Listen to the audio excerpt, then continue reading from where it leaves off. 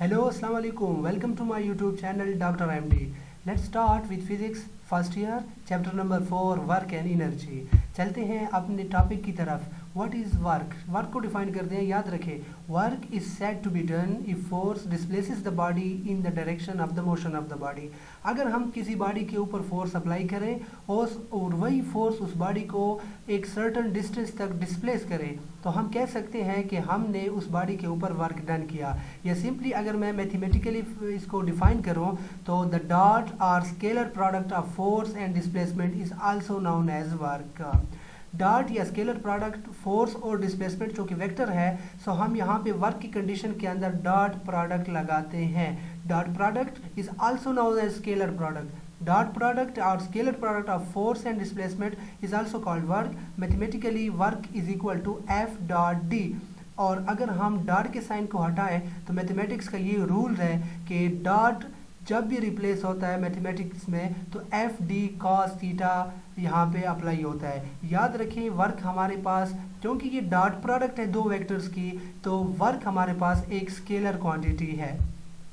What are the factor जिसके ऊपर work depend करता है? तो सबसे पहले फैक्टर्स के अंदर work depends upon the force, जो कि इक्वेशन में हमारे पास फोर्स मौजूद है. इसी तरह वर्क डिपेंड अपॉन डिस्प्लेसमेंट. और मोस्ट इंपॉर्टेंट फैक्टर कि वर्क जो है फोर्स और डिस्प्लेसमेंट के दरमियान एंगल के ऊपर भी डिपेंड करता है.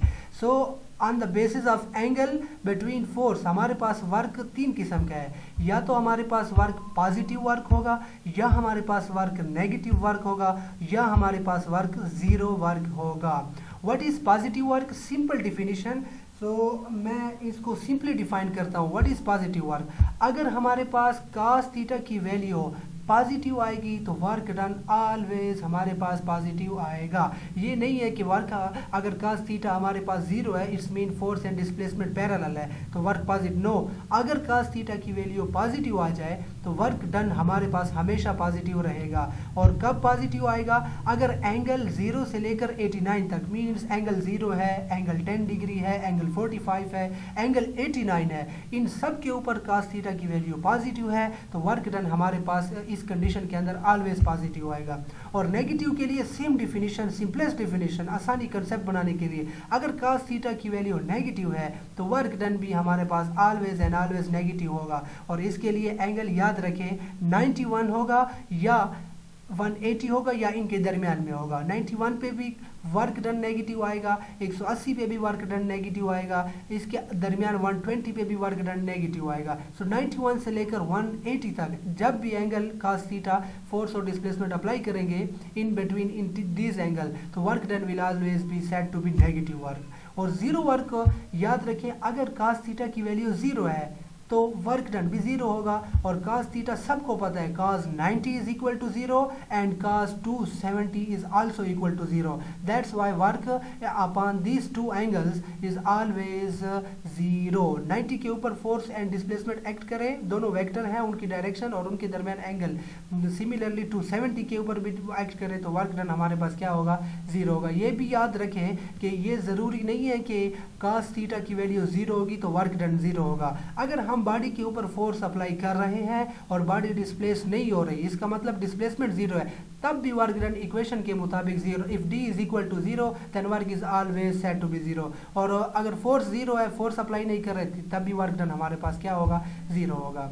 सो अगर मैं यूनिट की बात करूं वर्क की तो ऐसा unit of the work is joule. CGS system में अर्ग एंड एफपीएस सिस्टम में foot pound is the unit of work. याद रखें 1 joule is equal to 10 raise to power 7 erg, ये इनकी कंपैरिजन है. और 1 foot pound is equal to 1.4256 joule. और 1 foot pound is equal to 1.42256 multiply 10 raise to power 7 erg के बराबर है. तो ये एफपीएस सिस्टम, सीजीएस सिस्टम और एसए सिस्टम की आपस में थोड़ी सी कंपैरिजन है. कभी कभी एमसीक्यूज में पूछा जाता है कि which one of the following is the largest unit of work. So याद रखिए foot pound is the largest unit, फिर उसके बाद जूल लार्जेस्ट यूनिट है, और at the last very smallest unit में इन तीनों के दरमियान erg is the smallest unit. So MCQs के लिए ये इंपॉर्टेंट पॉइंट है, इसको हमेशा याद रखा जाए।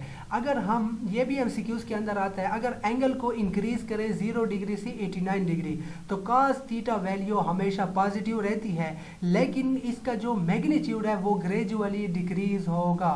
इसका मतलब 0 पे cos थीटा की वैल्यू ज़्यादा है और 89 पे cos थीटा वैल्यू की मैग्नीट्यूड कम है। सो cos थीटा 0 से लेकर 89 तक पॉजिटिव है, लेकिन इसका मैग्नीट्यूड की वैल्यू कम होती है। चूंकि कम होती है तो याद रखिए वर्क डन भी पॉजिटिव होगा। इस कंडीशन में सब वर्क डन पॉजिटिव है और इसका मैग्नीट्यूड भी डिक्रीज होगा।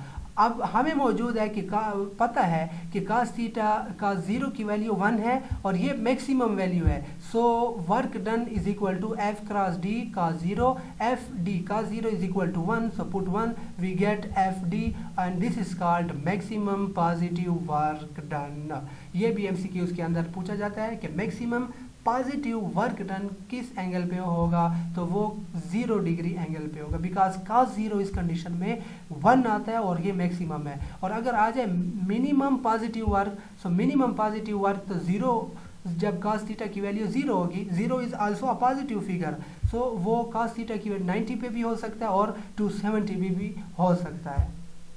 सिमिलरली अगर मैं एंगल को 91 से 180 तक ले जाऊं तो cos थीटा की वैल्यू नेगेटिव होगी, लेकिन मैग्नीट्यूड उसका क्या होगा, डिक्रीज होगा। सो वर्क डन भी in between these angle is negative. और अगर मैं cos थीटा की वैल्यू 180 ले लूँ तो cos 180 is equal to -1, so w is equal to f cross t, cos 180 put cos 180 is equal to -1, we get -fd। This is known as minimum work done. Minimum work done is at the angle of 180। ये भी MCQs के लिए most important है। अगर angle 90 हो या 270 हो तो cos theta cos 90 and cos 270 0, work done is said to be 0। या हमारे पास फोर्स अप्लाइड 0 या डिस्प्लेसमेंट कवर्ड 0, तो इस कंडीशन में भी वर्क डन हमेशा 0 रहता है।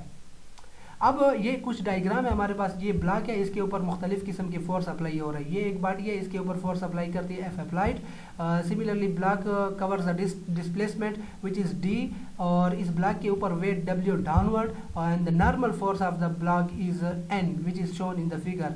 और ये एक हॉरिजॉन्टल सरफेस है, क्योंकि इस सरफेस की फ्रिक्शन भी होगी। लेट्स सपोज अर्थ के ऊपर मूव कर रही बॉडी है या ब्लॉक मूव कर रहा है, तो इसकी फ्रिक्शन F से रिप्रेजेंट एंड फ्रिक्शनल फोर्स की डायरेक्शन अपोजिट होगी, क्योंकि फ्रिक्शनल फोर्स हमेशा अपोज करता है। सो इस कंडीशन के अंदर कभी कभी एमसीक्यूज पूछे जाते हैं कि अगर अप्लाइड फोर्स और डिस्प्लेसमेंट D के दरमियान हम वर्क डन फाइंड करें तो वो क्या होगा। Similarly work done between frictional force and displacement क्या होगा, work done between normal force and displacement, work done between displacement and weight of the body क्या होगा। सो ये फिगर है हमारे पास। अगर मैं इन दो को कंपैरिजन में ले लूँ, अप्लाइड फोर्स को और डिस्प्लेसमेंट को, तो याद रखें क्योंकि ये दोनों पैरेलल है, एक ही डायरेक्शन में है, तो जब भी दो वेक्टर क्वांटिटी पैरेलल होंगी एंगल 0 है। क्योंकि वर्क डन में cos थीटा इन्वॉल्व है, तो cos 0 is equal to positive, so work done between F applied and displacement is always positive. ये दूसरी कंडीशन है। अगर फिर फ्रिक्शन और डिस्प्लेसमेंट के दरमियान ले ले तो चूंकि डिस्प्लेसमेंट एक डायरेक्शन में और फ्रिक्शन उसके अपोजिट डायरेक्शन में अप्लाई हो रही है, तो इस कंडीशन में एंगल 180 आएगा और 180 negative. So work done between frictional force and displacement is said to be negative. और अगर मैं नॉर्मल एंड डिस्प्लेसमेंट के दरमियान ले लूँ या डिस्प्लेसमेंट वेट के दरमियान, सो इन दोनों कंडीशन में एंगल ऊपर वाली कंडीशन में 90 डिग्री आएगा और नीचे वाली कंडीशन में एंगल हमारे पास 270 ले ले या इस कंडीशन में भी 90 होगा। सो इन दोनों कंडीशन के अंदर वर्क डन 0 होगा, बिकॉज cos 90 की वैल्यू भी 0 है और cos 270 की वैल्यू भी हमेशा 0 है। वर्क डन बाय ग्रेविटी, ये एक मोस्ट इंपॉर्टेंट एमसीक्यूज है और बहुत ट्रिकी एमसीक्यूज है। Work done by gravity positive, option A, option B negative, option C 0 या option D all positive. So याद रखिए work done by gravity all possible, positive भी हो सकता है, नेगेटिव भी हो सकता है और 0 भी हो सकता है। लेट्स सपोज हम यहाँ पे इसको डिफाइन करते हैं। ये एक बॉडी है, इस बॉडी को हम ऊपर से सर्टन हाइट से नीचे क्या कर रहे हैं, फोर्स अप्लाई कर रहे हैं, नीचे फेंक रहे हैं। सो चूंकि displacement in the direction of motion of the body, so displacement is directed vertically downward and weight of the body is directed downward also. Gravitational force is a vector quantity and its direction is directed downward. So displacement, और यहाँ पे हम work done में force लेते हैं as we know that चूँकि gravity की बात हो रही है तो ग्रेविटी वर्टिकली डाउनवर्ड है। सो जब ग्रेविटी डाउनवर्ड है तो और डिस्प्लेसमेंट भी डाउनवर्ड, दोनों के दरमियान एंगल 0, तो इस कंडीशन में work done by gravity is positive. ये दूसरी एग्जांपल है हमारे पास और यहाँ पे तीसरी भी शो हो गई है। अगर बॉडी को हम अर्थ से सर्टन हाइट पे ले जाए, डिस्प्लेसमेंट अपवर्ड होगा और ग्रेविटी तो हमेशा डाउनवर्ड होती है, तो एंगल 180 होगा इस कंडीशन में चूँकि अपोजिट डायरेक्शन है और cos 180 negative, so work done by gravity in this condition is negative. और अगर बॉडी को हम हॉरिजॉन्टली मूव करें, डिस्प्लेसमेंट उसका इस हॉरिजॉन्टली होगा और ग्रेविटी तो ऑलवेज एंड ऑलवेज डाउनवर्ड है, इस कंडीशन में एंगल कितना होगा, 90 होगा या 270, and cos 90 is equal to 0, so work done by gravity in this condition is 0। So ये ट्रिकी एमसीक्यूज था कि ग्रेविटी का वर्क पॉजिटिव भी हो सकता है, नेगेटिव भी हो सकता है और ज़ीरो भी हो सकता है। यहाँ पे एक दूसरी बहुत ही खूबसूरत किस्म की फिगर मैंने बनाई है इसको समझने के लिए कि एक कुएं से एक बंदा पानी निकाल रहा है। So force applied, let suppose यहाँ पे एक ऑब्जेक्ट है या पर्सन ठहरा हुआ है, तो इस कंडीशन में अप्लाइड फोर्स की डायरेक्शन इस डायरेक्शन में है और चूँकि बाल्टी ऊपर से आ रही है, कुएं से पानी निकाला जा रहा है पुली के ऊपर, पुली के ज़रिए, तो डिस्प्लेसमेंट की डायरेक्शन अपवर्ड, एंगल यहाँ पे 90 बनता है। सो जब बॉडी एक कुएं से पानी निकालता है बाल्टी के ज़रिए तो उस कंडीशन में भी वर्क डन, चूँकि उसकी एनर्जी कंज्यूम हो रही है, लेकिन फिजिक्स के हिसाब से वर्क डन इस कंडीशन के अंदर angle 90 and cos 90 is equal to 0, so work done is 0।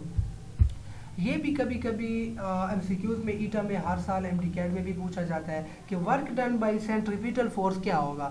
याद रखें, work done by centripetal force over the circle is always and always equal to 0, ये याद रखने की बात है। व्हाट इज कंजर्वेटिव फोर्स, छोटे सा हमारे पास दो टॉपिक्स हैं, कभी कभी इनके दरमियान में मिसकंसेप्ट मिसगाइडेंस हो जाती है कि कंजर्वेटिव फोर्स और नॉन कंजर्वेटिव फोर्स क्या। What is conservative force, so हम डिफाइन करते हैं simplest definition, the force is said to be conservative if the total work done on closed path is 0। अगर किसी फोर्स का वर्क डन क्लोज्ड पाथ के अंदर 0 है तो उस फोर्स को हम क्या कहेंगे कि ये फोर्स हमारे पास कंजर्वेटिव फोर्स है।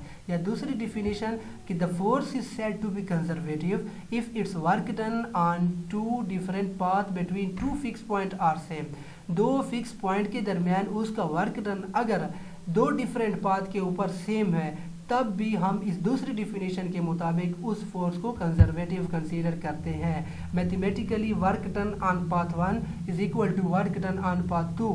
On path 2 the force is said to be conservative force. क्योंकि दोनों पाथ के ऊपर वर्क डन सेम है, दो फिक्स पॉइंट होना लाजमी है, सो हम ये भी कह सकते हैं कि conservative force is independent on the path followed. यानी मतलब है कि पाथ फॉलोड के ऊपर ये फोर्स डिपेंड नहीं करती। दो different path between two fix point always इनका वर्क डन सेम रहेगा, तो work done by conservative force is independent of the path followed. अगर मैं एग्जांपल्स की बात करूं, electric force, elastic spring force or most important MCQs gravitational force is the example of dash।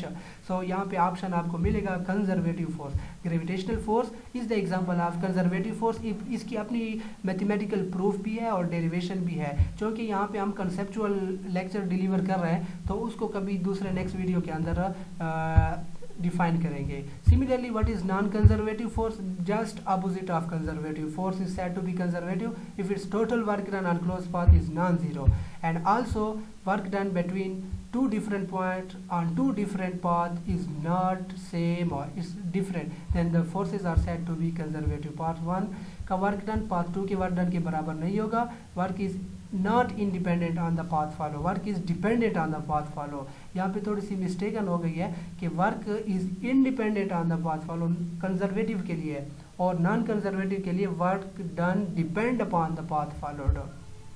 Example के अंदर frictional force, tension in a string, air resistance, normal force, propulsion force of motor and propulsion force of rocket, ये सारी की सारी non conservative की है। Frictional force अगर हम एक पाथ पे बॉडी मूव कर दिया, लेट सपोज वो सरफेस स्मूथ है और पाथ 2 हमारे पास वो सरफेस ज़रूरी तो नहीं है कि वो स्मूथ होगी, तो फ्रिक्शनल फोर्स का वर्क डन हमेशा डिफरेंट होता है टू डिफरेंट पाथ के ऊपर। सो ये सारे एग्जांपल एमसीक्यूज में इनमें से कोई भी उठा के आपको ईटा एमडीकैट के अंदर दे सकते हैं। सो ये भी याद रखें example MCQs point of view के लिए, और कंसेप्ट भी इंशाल्लाह आपका क्लियर होना चाहिए। So thank you very much, please subscribe to my YouTube channel doctor MD। अस्सलामु अलैकुम।